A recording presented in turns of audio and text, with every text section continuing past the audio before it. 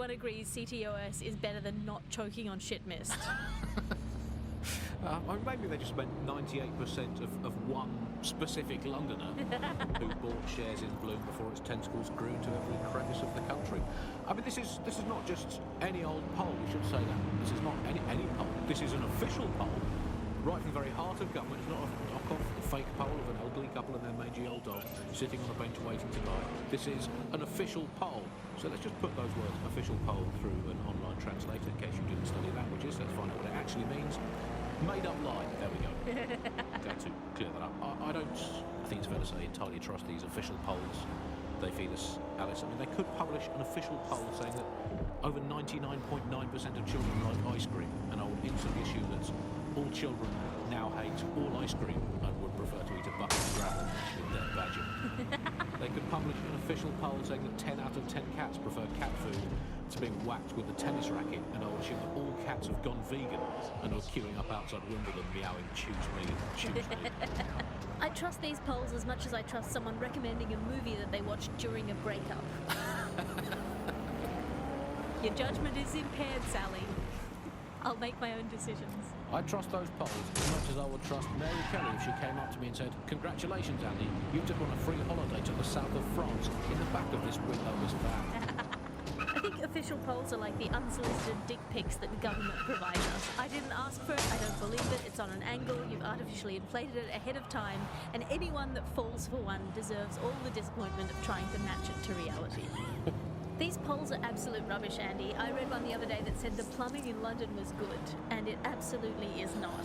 I mean, we have this technology now where they can spy on my every bowel movement. There's a CTOS camera installed inside my underwear drawer. A media drone is scaring the birds off my garden bird feeder, and you can't get me consistently hot water. Speaking of media drones, I mean, they're everywhere, clearly.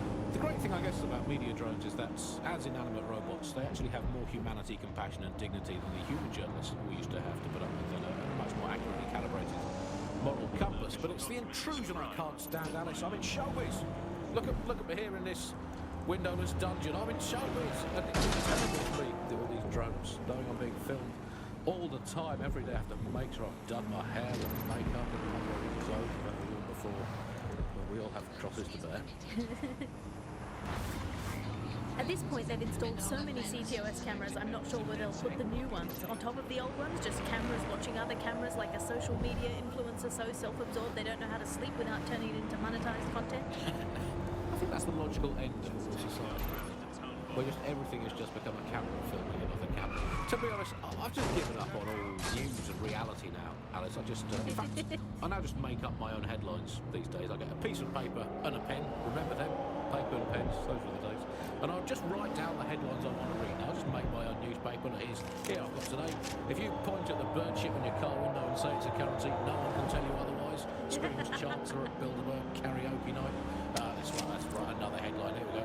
PM announces Britain back on track after swapping all Crown Estate properties for some magic beans. Might as well do something as the nation we are today. Here's another one. Wild joy on the streets as Britain signs £864 zillion trade deal with Bolivia. There we go. Build a better world. Government claims only nice people will benefit from agreement to sell trampolines, mermaids and warships to South African nation. We're building a better Britain. Here's another one. Environment probably fine, claims drowning scientist. Invent the world you want to have, people. It's going to be way, way better than the one you've actually got. From the bug, goodbye. The Buccaneer, this is the bug. They hacked it, and, he lost everything. They said it was safe. The dealer transferred the funds using cryptocurrency. They said it was crime-free. Well, it's new jobs, isn't it? Gotta have new jobs. They said it was patriotic. They lied.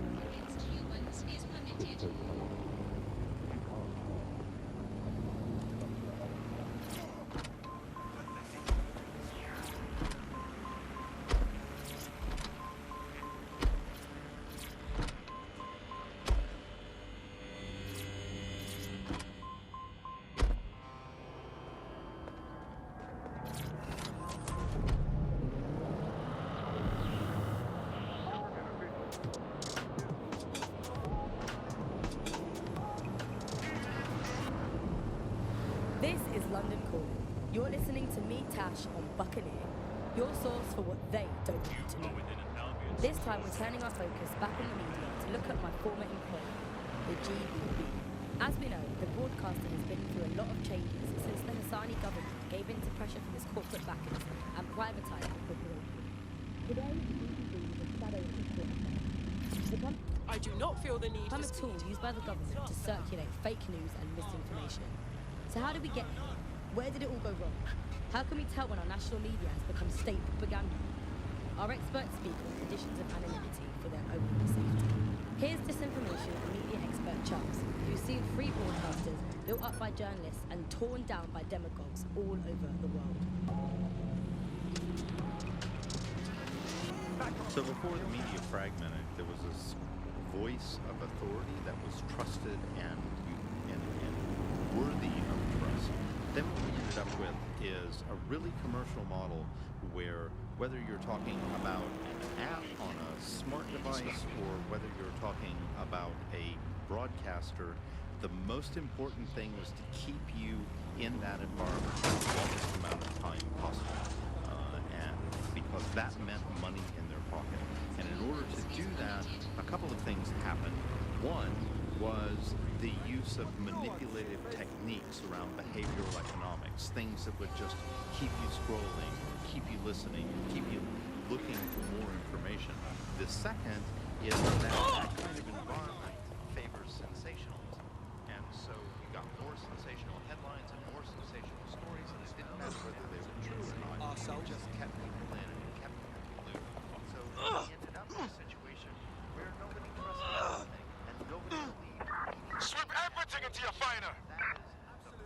Drone, spread out and search. Really got created. We had suddenly authoritarian politicians everywhere. Anything that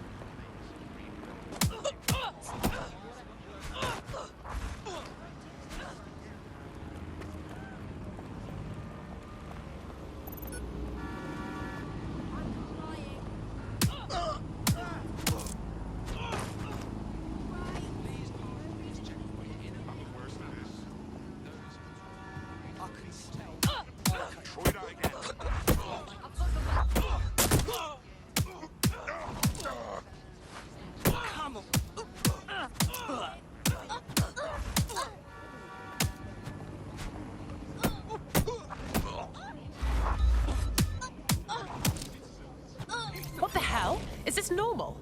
These guys just won't leave me alone, will they? Until you lose them, yes. Helpful as ever, yeah? Investigating. Stand by.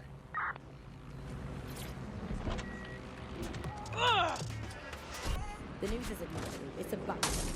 Here's media researcher and academic. The media has, of course, been perhaps the key way in which governments have controlled and influenced their populations. So, totalitarian countries have typically used huge mainstream media outlets to sell one kind of news, one kind of biased news to its population. Of course, the media has always played this kind of key role in methods of state control.